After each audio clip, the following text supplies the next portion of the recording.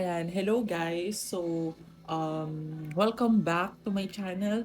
Upon filming this video, marami na akong na-film na mga reactions, like specifically yung kay Lord, na yung Hammer, na reaction ko sa kanya, tapos yung Virgin na album niya.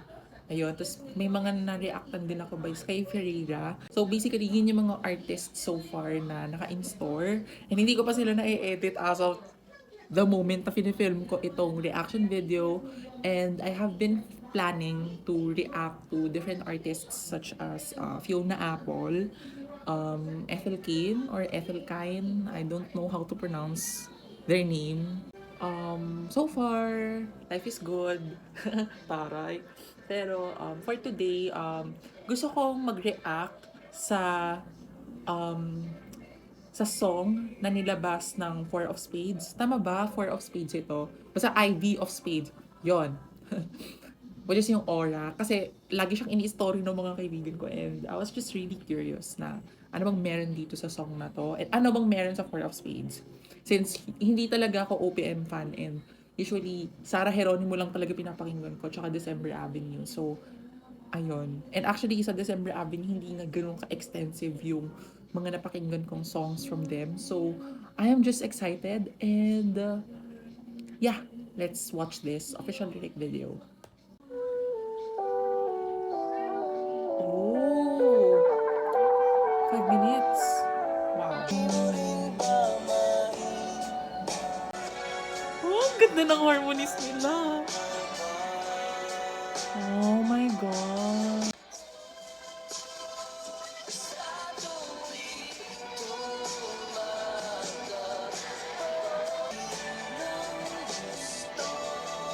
Wait, ang sarap kantahin nito sa concert.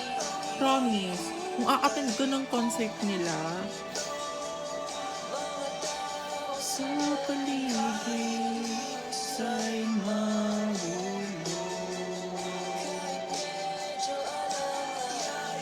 Kunti ng buo.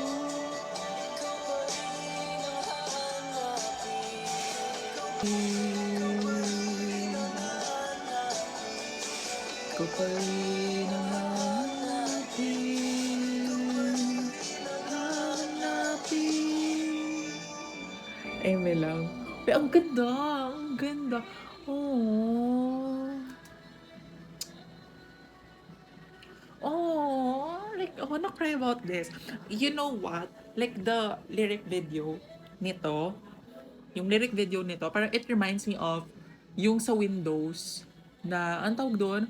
Yung sa Windows na, yung dating background nila, nung bata pa ako, yun. Parang naalala ko lang yun bigla and parang, parang knowing na this song is about, siguro, on my personal interpretation, this song is about yung yung feeling na parang siguro yung significant other na yon or kung sino man yung tao na yun sa buhay mo, parang nag-iba na sila.